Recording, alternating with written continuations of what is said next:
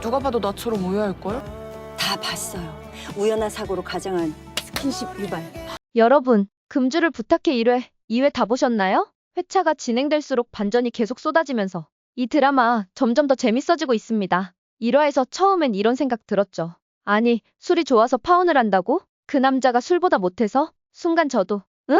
이게 무슨 말이지? 싶었는데요. 그 뒤에 밝혀진 진실, 정말 충격적이었습니다. 사실은 마지막 자존심 하나 남기고 거짓말을 했던 거였죠. 그게 참 씁쓸하고도 뭉클하더라고요. 드라마지만 이게 만약 내 얘기라면, 현실에서 이런 일을 겪는다면 진짜 너무 화가 날 것 같은 장면이었어요. 이처럼 1화에서도 예상치 못한 반전이 있었는데요. 2화는 더합니다. 2화 말미에 나온 그 장면, 여러분도 기억하시죠? 다음 주 3화에서 그 충격적인 떡밥이 어떻게 터질지 저랑 같이 예고편 속 장면 하나하나 차근차근 분석해보겠습니다. 3회 예고편 다들 보셨죠? 이번에는 금주, 아버지 한정수, 그리고 언니 한현주까지 셋이 함께 보천군 문화연구원이 주관하는 금주 캠프에 입소하는 장면으로 시작됩니다. 근데 여기서 또 한금주 특유의 반항 한 스푼? 서희준이 술 끊으라며 진심 어린 조언을 건네자 금주는 이렇게 말하죠. 끊을 마음만 먹으면 언제든 끊지. 근데 지금은 그 마음을 먹어야 할 이유가 없어. 이 대사 그냥 흘려듣기엔 너무 묵직합니다. 지금 금주는 단순히 술을 좋아하는 게 아니라 스스로를 망가뜨리는 걸 멈추고 싶지 않은 상태로 보이죠. 금주를 부탁해 3화 예고편에서 보면 금주와 서희준, 이 두 사람 사이에서 감정의 방향이 아주 미묘하게 바뀌는 장면들이 포착됐습니다. 아무 말도 안 해도 눈빛 하나, 말투 하나에서 서로가 서로에게 어떤 감정을 품고 있는지 점점 드러나기 시작했죠. 그리고 또 하나, 백혜미가 금주를 견제하는 이유도 본격적으로 드러날 기미가 보입니다. 의준 옆에 금주가 있다는 사실이 그녀에겐 꽤 불편한 일처럼 느껴지더라고요. 무엇보다 의준이 왜 서울에서 잘 나가던 자리를 내려놓고 이 보천까지 내려왔는지, 그 숨겨진 진짜 이유에 대한 힌트도 이번 3회에서 조금씩 드러날 것으로 보입니다. 자, 그럼 지금부터 이 세 가지 포인트를 중심으로 3화 예고편 속 장면들을 분석해보겠습니다. 오늘의 첫 번째 분석은 바로 금주와 의준의 감정선 변화, 그 흐름에 집중해볼게요. 금주에게 연고를 발라주는 의준. 이 장면은 처음엔 선을 긋고 거리 두기에 집중하던 의준이 조금씩 금주에게 마음을 쓰기 시작했음을 보여주는 신호입니다. 의준은 금주를 향한 태도가 분명 달라졌습니다. 금주의 다친 부위를 그냥 지나치지 않고 조용히 연고를 챙겨 발라주는 의준의 모습. 말은 없지만 그 손끝엔 신경 쓰는 마음이 묻어납니다. 의준은 여전히 쉽게 감정을 드러내지 않는 사람이지만 금주의 작고 사소한 상처 하나까지 눈여겨보기 시작한 지금, 그는 이미 그녀의 주변을 맴돌고 있는 겁니다.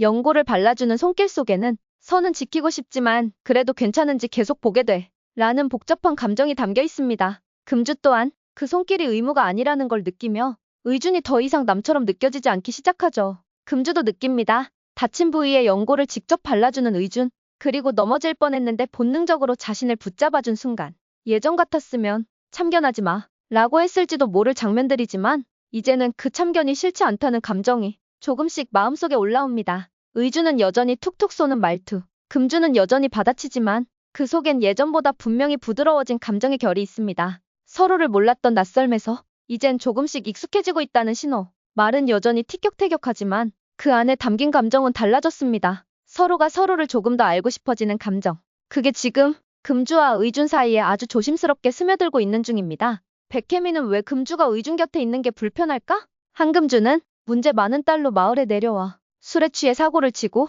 주민들에게 소문이 돌 만큼 소란스럽고 가족까지 금주 캠프에 입소시켜야 할 정도로 통제가 안 되는 사람으로 보이는 존재입니다. 그런 금주가 의준의 관심권 안에 들어온다. 백혜미에게는 명백한 질서 파괴자입니다. 마을 내에서 의준이라는 중심축을 자신이 아닌 금주에게 빼앗긴다는 위기감이 생긴 거죠. 단순히 마을의 통제력을 잃는다는 문제뿐 아니라 여기엔 감정적인 이유도 충분히 내포돼 있을 수 있습니다. 백혜미는 의준을 단순한 동료 이상으로 보고 있었을 가능성이 있습니다. 그가 이 마을에 내려왔을 때 자신과 뜻이 맞는 사람이라 생각했고 의준 또한 자신을 신뢰한다고 믿었겠죠. 하지만 금주처럼 말 안 듣고 자기 뜻대로 움직이지 않는 여자가 의준 곁에 감정적으로 가까워지는 걸 보면서 질투와 견제심리가 동시에 생긴 겁니다. 결국 백혜미가 금주를 불편해하는 건 단순한 감정이 아닙니다. 그 안에는 다음과 같은 복합적인 감정이 얽혀 있습니다.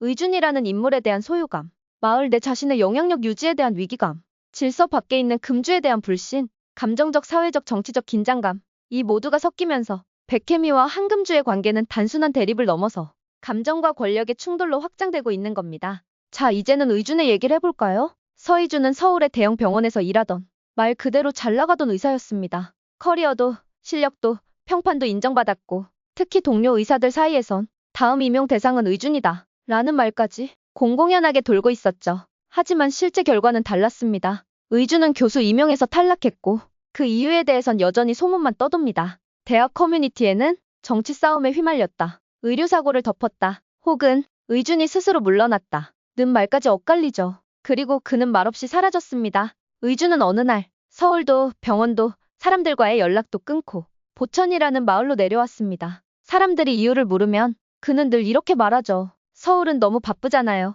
여긴 조용해서 좋아요. 좀 쉬고 싶더라고요. 말만 들으면 번아웃입니다. 하지만 그 말들이 왠지 너무 준비된 말처럼 느껴지지 않으셨나요? 이화의 마지막 반전. 서의준은 사람을 죽였잖아. 이 한 줄의 댓글이 그동안 의준이 숨기고 있던 모든 것을 산산이 흔들어 놓습니다. 그는 분명 술은 끊었다 고 말했습니다. 하지만 그의 냉장고는 소주로 가득 차 있었고 그걸 병째 들이켜는 장면까지 등장하죠. 그 순간 우리는 처음으로 의준도 도망치고 있다는 진짜 얼굴을 목격하게 됩니다. 자, 저희 뇌피셜 분석갑니다. 의준은 과거 환자 사망 사건에 직간접적으로 연루된 인물이었을 가능성이 큽니다. 수술 중 발생한 사고였을 수도 있고 응급 대응 실패였을 수도 있죠. 병원 측은 이를 덮으려 했고 의준은 조직 내에서 정적 혹은 실세와 충돌했을 수도 있습니다. 환자의 죽음 앞에서 그는 죄책감과 압박감, 분노 사이에서 결국 사직이라는 선택을 하게 된 것입니다. 자신이 직접 한 선택이었지만 그 책임에서 결코 벗어날 수는 없었겠죠. 그리고 그는 술에 의존하게 됩니다. 죄책감은 조용히 파고듭니다. 매일 밤 병원 사건이 떠오르고 잠들기 위해, 잊기 위해 술 없이는 버틸 수 없게 된 거죠.